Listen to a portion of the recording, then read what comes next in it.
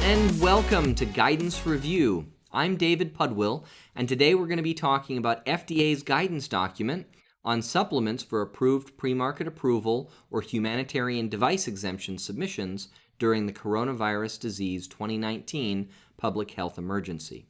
This guidance document was published in May of 2020, and a couple key takeaway points from today's video is we'll go through some examples of the types of limited modifications FDA does not intend to object to.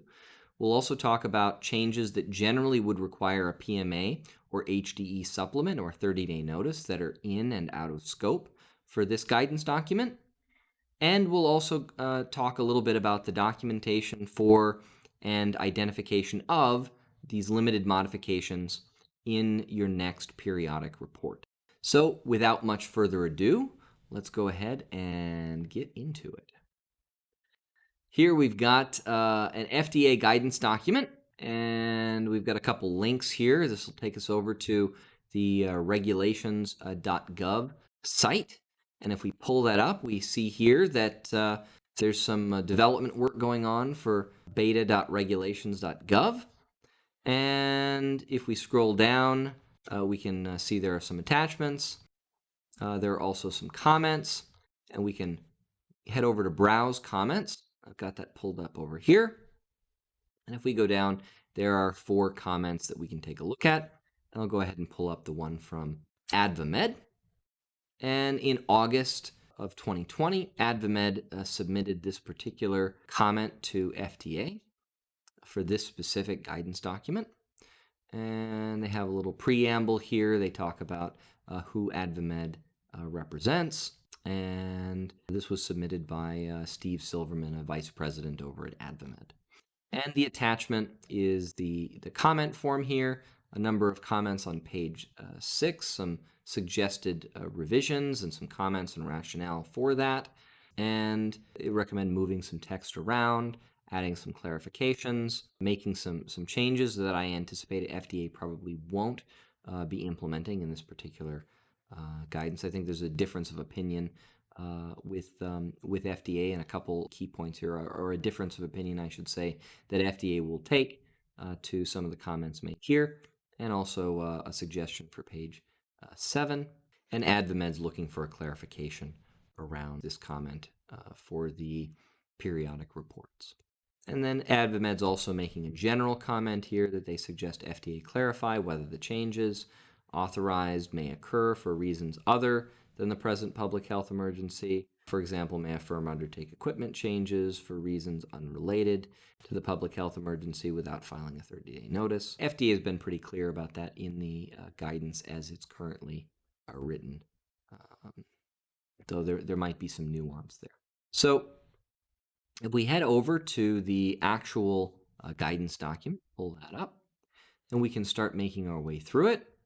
And we see that this particular guidance document is applicable to PMAs and HDEs, and it's published again in May 2020, and it's applicable to CDRH and CBER. And if we go down and take a look, FDA gives some detail here around how you can make public comments, and we've just been at the regulations.gov site where you could do so. You can request some additional copies from FDA by contacting people at these particular email addresses, and you can also send your questions to FDA as well to these same email addresses here in the case of OCOD, and in the case of CDRH, it's a slightly different link. And there are also some phone numbers that you can contact here as well. And then if we get down into the guidance proper, we get into an introduction here that FDA is issuing this guidance to provide a policy to help address current manufacturing limitations or supply chain issues due to disruptions caused by the COVID-19 public health emergency. And this policy is intended to remain in effect only for the duration of the public health emergency related to COVID-19, declared by the Secretary of HHS on January 31st, 2020, effective January 27th, 2020. And given this public health emergency, and as discussed, this guidance is being implemented without prior public comment because FDA has determined that prior public participation for this guidance is not feasible or appropriate. but it remains subject to comment in accordance with the agency's good guidance practices. And this is pretty typical for these types of guidances. In general, FDA's guidance documents, including this guidance, do not establish legally enforceable responsibilities. Instead, guidances describe the agency's current thinking on a topic and should be viewed only as recommendations unless specific regulatory or statutory requirements are cited. And then if we get into the background, hopefully you're aware of this. Otherwise, I don't know where you've been for a number of months, maybe living under a rock, or if this is one of the first videos you're watching after coming out of a 6-month coma, my serious condolences to you. But there is currently an outbreak of respiratory disease caused by novel coronavirus, and the virus has been named SARS-CoV-2. And COVID-19's demonstrated the capability to spread rapidly, leading to significant impacts on healthcare systems and causing societal disruption. The potential public health threat posed by COVID-19 is high, both globally and in the United States, including reduced availability of components and materials used in device manufacturing, as well as temporary closure of manufacturing facilities.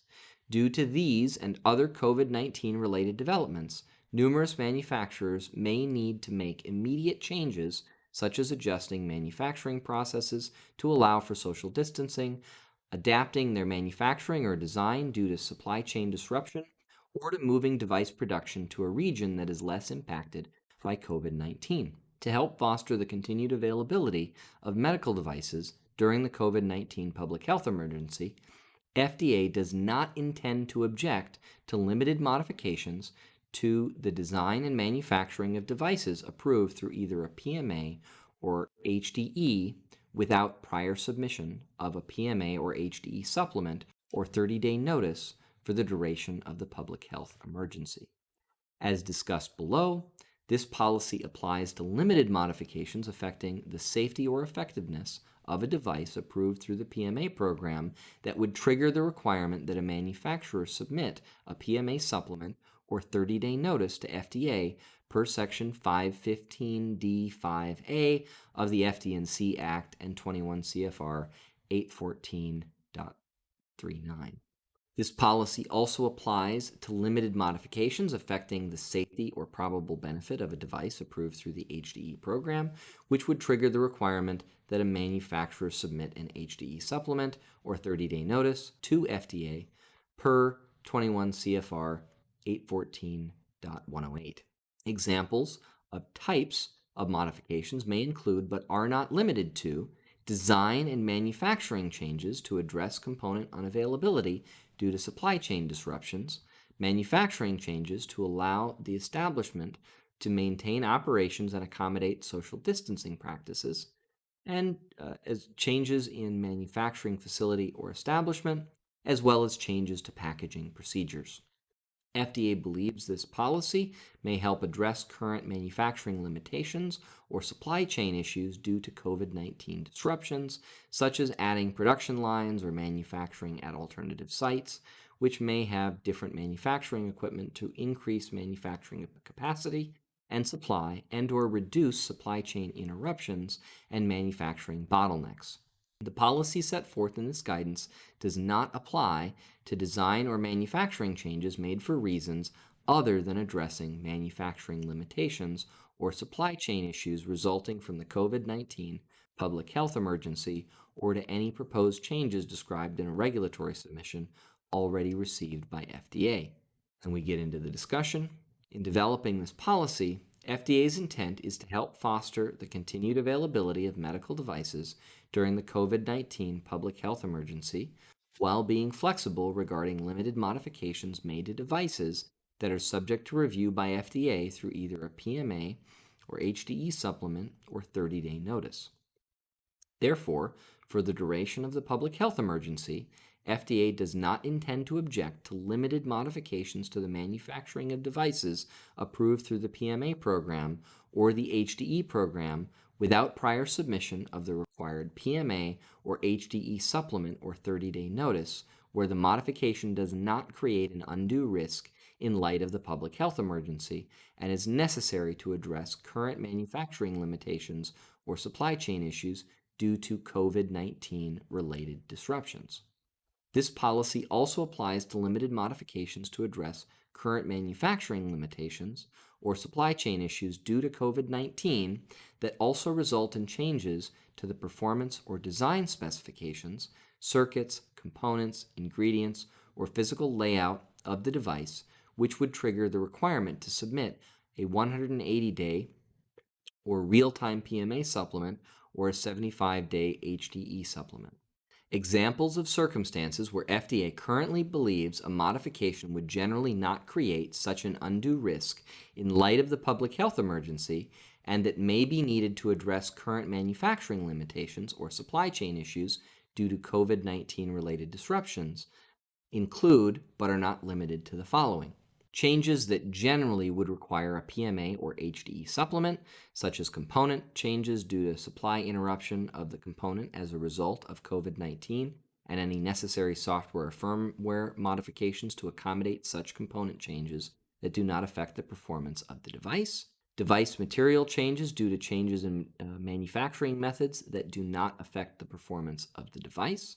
And then we get into changes that generally would require a PMA or HDE 30-day notice, and these would be supplier changes to maintain continuity in manufacturing where specifications are unchanged, equipment changes to allow for processes to perform in equivalent manner to previously approved processes within the same facility, changes to accommodate social distancing, such as modification of manufacturing processes to promote social distancing practices among employees and operators, automation of existing processes that are fully verified, automation of certain processes such as packaging and labeling processes to accommodate social distancing, and addition of manufacturing lines to increase capacity in existing facilities approved as part of an original PMA or HDE application or supplement.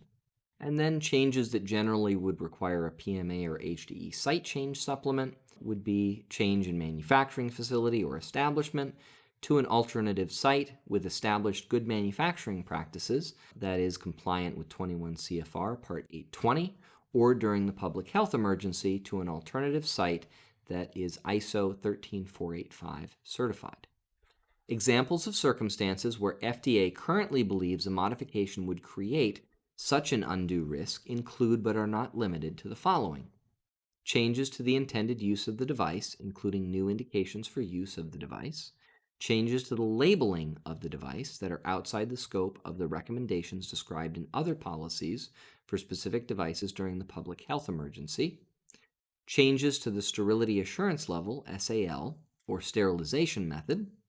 Changes to reduce or eliminate quality control testing. Automation of a manufacturing process that is not fully verified, or a change that affects the performance of the device but is not caused by component unavailability. Manufacturing design changes must be performed in accordance with 21 CFR Part 820. And FDA concludes noting that manufacturers must document any changes to the device in their device master record and change control records and make this information available to FDA if requested, consistent with 21 CFR 820.30 and 820.180. Component changes must be documented in accordance with 21 CFR Part 820. Such records may include, depending on the specific change, applicable standards to which the component conforms, software or firmware verification and validation, functional testing, mechanical testing, and temperature testing. In the next periodic report that is due after the modification and in accordance with the PMA or HDE approval order for the device, FDA recommends that the PMA or HDE holder identify and describe any such modification. And that's it. That's the end of the guidance document. So before we close, I would like to reiterate a couple of these key takeaway points from today's video. One, hopefully you've taken away a couple key examples of the types of limited modifications FDA does not intend to object to.